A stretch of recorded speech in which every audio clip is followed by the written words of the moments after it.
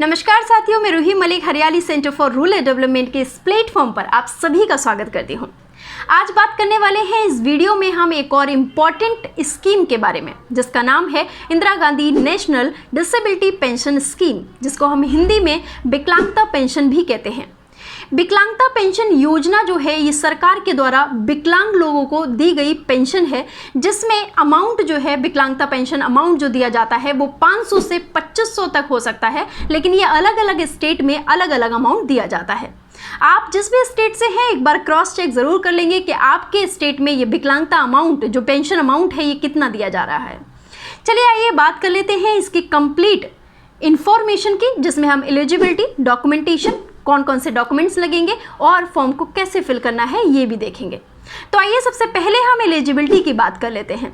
Eligibility की अगर हम बात करें तो सबसे पहला पॉइंट आता है कि एप्लीकेंट भारत का नागरिक होना चाहिए। जो भी फॉर्म फिल कर रहा है वो भारत का नागरिक होना चाहिए। एप्लीकेंट की एज 18 to 79 ईयर्स होनी चाहिए।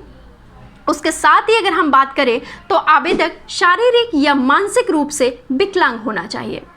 उसके साथ ही बौने भी इस योजना का लाभ उठा सकते हैं। जो छोटे लोग होते हैं, बौने लोग होते हैं, वो भी इस फॉर्म को फिल कर सकते हैं। आवेदक गरीबी रेखा से नीचे होना चाहिए। तो ये तो था इसकी एलिजिबिलिटी क्राइटेरिया। जो भी लोग इस एलिजिबिलिटी क्राइटेरिया में आते हैं वो इस फॉर्म को फिल कर सकते हैं और इस योजना का लाभ उठा सकते हैं। चलिए बात कर लेते हैं डॉक्यूमेंटेशन की कि क्या क्या डॉक्यूमेंट्स इस फॉर्म को फिल करने में आपको लगाने होंगे।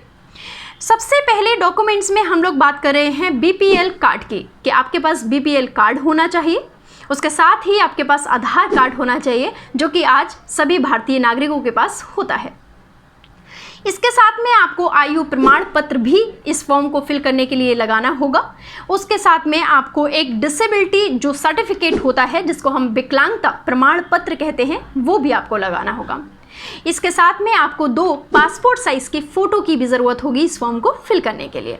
तो ये सारे डॉक्यूमेंट्स आप इस फॉर्म को फिल करने के लिए यूज़ करेंगे और ये फॉर्म आप फिल कर सकते हैं जो भी इस एलिजिबिलिटी में आते हैं, और ये डॉक्यूमेंट जिसके पास भी हैं वो फॉर्म को फिल कर सकते हैं। एक और इम्पॉर्टेंट पॉइंट जो कि नोट पॉइंट की तरह मैं आप लोग को बताना चाहूँगी कि डिसेबिलिटी जो है वो 80% से अधिक होनी चाहिए। जो भी डिसेबल लोग हैं वो 80% से अधिक होना चाहिए, तभी वो इस फॉर्म को फिल कर सकते हैं। तो आई होप आपको इन्फॉर्मेशन ठीक लगी होगी। तो चलिए जान लेते हैं अभी इस फॉर्म को कैसे फिल करना है। नाउ फाइनली हम लोग हैं कंप्यूटर की स्क्रीन पर और मैंने गूगल यूज़ कर रही हूँ और गूगल का क्रोम ब्राउज़र पे मैंने लिखा है हैंडीकैप्ड पेंशन ऑनलाइन अप्लाई। इसमें जो फर्स्ट वाला जो आपके पास यहाँ पे देखने को मिलेगा वेबसाइट ओपन होगा, इसी वेबसाइट को आप ओपन करेंगे और ऐसा इंटरफेस आपको देखने को मिलेगा। ये है दिव्यांगजन सशक्तिकरण विभाग द्वारा संचालित, और इस फॉर्म को आप भरना जब शुरू करेंगे यहाँ से हम लोग चलिए फिल करना शुरू करते हैं। देखिए सबसे पहले है जनपद, दैट इज़ डिस्ट्रिक्ट का नाम आपको फिल करना है। उसके बाद आवेदक का नाम आपको देखने को मिल रहा है, मतलब नेम ऑफ एप्लीकेंट, तो आवेदक का नाम लिखना है, मतलब जो भी ये फॉर्म को फिल कर रहा है उनका नाम लिखना है। उसके बाद में आप देखेंगे पिता का नाम, मतलब जो फॉर्म को फिल कर रहे हैं उनके पिता का नाम लिखना है। ओके, तो पिता का नाम आप कुछ भी, जो भी पिता का नाम है वो आप लिख सकते हैं। उसके बाद हम देखेंगे यहाँ पे हमारे पास आ रहा है निवासी, ठीक है ना। तो रेजिडेंशियल आप नगरीय हैं या फिर ग्रामीण हैं, आप जो भी हैं आपको वही फिल करना होगा, ठीक है ना। तो आप अगर ग्रामीण हैं तो आप ग्रामीण के लिए फिल करेंगे, नगरीय हैं तो नगरीय के लिए। उसके बाद आपको जेंडर फिल करना है, मतलब आप मेल हैं, फीमेल हैं या फिर अदर्स, तो आप इस तरीके से जेंडर फिल कर देंगे। उसके बाद आपको कैटेगरी भी फिल करना है, ठीक है ना। तो कैटेगरी फिल करने के लिए जब आप कैटेगरी को देखेंगे तो इसमें एक ऑप्शन आएगा, जब आप कैटेगरी पे जाएंगे इसमें सारे ऑप्शंस आएंगे आपको कैटेगरी के देखने को मिलेंगे। उसमें से जो भी आपकी कैटेगरी है आप उसको फिल कर देंगे, ठीक है ना। तो इस तरीके से जैसे जो लास्ट में एरो दिखाई दे रहा है उस पर जब आप क्लिक करेंगे सारी कैटेगरीज आ जाएंगे। उसके बाद यहाँ पर हम लोग नेक्स्ट मूव ऑन करेंगे तो ये देखेंगे तहसील के बाद जन्मतिथि, और जन्मतिथि को आप डेट से देख सकते हैं, वहाँ से आपको देखने को मिल जाएगी। नेक्स्ट आपको मोबाइल नंबर डालना है और कंफर्म मोबाइल नंबर डालना है, मतलब जो मोबाइल नंबर आप डाल रहे हैं सेम आपको दोबारा भी डालना होगा।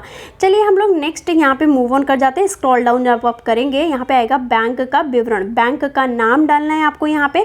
जब आप इस वाले एरो पे क्लिक करेंगे तो आपको कई सारी बैंक का नाम देखने को मिल जाएगा। आपकी जो भी बैंक है आप उसका नाम डाल दीजिए।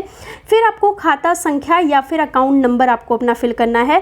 खाता संख्या दोबारा दर्ज करें, मतलब कंफर्म के लिए आपको दोबारा भी आपका जो अकाउंट नंबर है वो फिल करना होगा।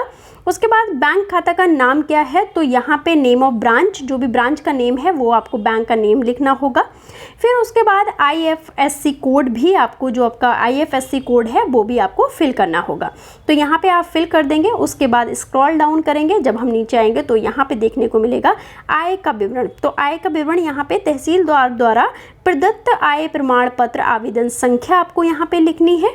उसके साथ ही आप देखेंगे तहसीलदार द्वारा प्रदत्त आय प्रमाण पत्र क्रमांक, मतलब यहाँ पे आपको इसका नंबर फिर से लिखना होगा। उसके बाद आप देखेंगे कि हम नीचे जब स्क्रॉल डाउन करके नीचे आएंगे तो यहाँ पे है दिव्यांगता का विवरण। तो दिव्यांगता का प्रकार क्या है, मतलब जो दिव्यांग हैं उनके किस तरीके की दिव्यांगता है। जैसे UDID कार्ड अगर बना हुआ होगा तो उसमें लिखा हुआ भी होता है कि कौन से टाइप का आपका आप दिव्यांग हैं, या फिर आपका सर्टिफिकेट में मिल जाता है।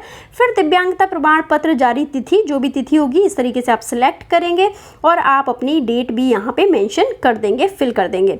उसके बाद में दिव्यांगता का यहाँ पे लिखा हुआ है परसेंटेज दैट इज प्रतिशत की बात हुई है। तो दिव्यांगता कितनी प्रतिशत है वो भी आपको लिखना होगा। क्या जो यूनिक दिव्यांग ID कार्ड होता है, जिसको हम UDID कार्ड बोलते हैं, क्या आपके पास है तो हाँ पे आप क्लिक करेंगे, नहीं है तो ना पे आप क्लिक कर देंगे।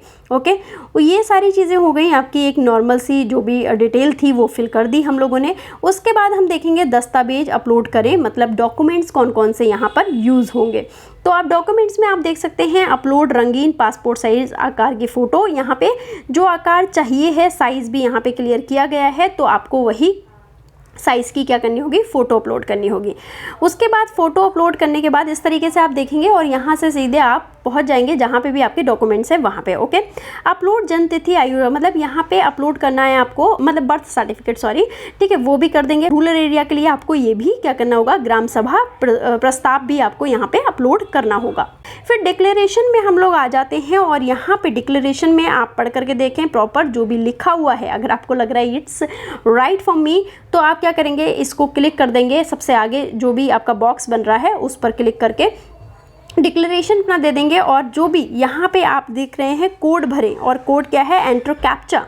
कैप्चा भी आपको यहाँ पे क्या करना होगा, फिल करना होगा। तो कैप्चा में क्या लिखा हुआ है, जैसे कि आप लोग को मैं क्लियर बता दूं कि कैप्चा क्या चीज़ है, वो आपको क्लियर वहाँ पे क्लिक कर देना है। अगर आपने पढ़ के पूरा देख लिया डिक्लेरेशन, ठीक है, तो कैप्चा में जो लिखा हुआ है 37485, ये भर के आप सबमिट कर सकते हैं। सबमिट के जो क्लिक करेंगे तो आपका ये फॉर्म सबमिट हो जाएगा। तो फाइनली हमने फॉर्म पूरा फिल कर लिया है। तो गाइज हम लोगों ने देखा कि हमने फॉर्म को कंप्लीट फिल कर लिया है, लेकिन फॉर्म फिल करने के बाद जो आपको प्रिंट आउट मिलेगा इस फॉर्म का, ये प्रिंट आउट आपको समाज कल्याण के ऑफिस में जाकर के जमा करना होगा। वहाँ से एक रिसिप्ट मिलेगी आपको। रिसिप्ट आपको जो मिलेगी वो आपको अपने पास रखनी है कि अगर आपने जो फॉर्म फिल किया है और इसका बेनिफिट आपको नहीं मिल रहा है टाइम टू टाइम, तो आप उस रिसिप्ट से जा करके पता कर सकते हैं कि आपकी जो पेंशन है वो क्यों नहीं आई है अभी तक। ओके, तो ये आपका एक मेथड है जो इस तरीके से आप फॉर्म को फिल कर सकते हैं। अदरवाइज में आप लोग ऑफलाइन फॉर्म भी फिल कर सकते हैं। और अगर अभी भी आपको कोई प्रॉब्लम आती है तो आप समाज कल्याण ऑफिस में भी इसके बारे में जानकारी ले सकते हैं। अदरवाइज अगर आप किसी गांव से हैं तो आप ग्राम प्रधान से भी इसके बारे में सलाह ले सकते हैं। और होप सो आपको ये कंप्लीट इन्फॉर्मेशन अच्छी लगी होगी।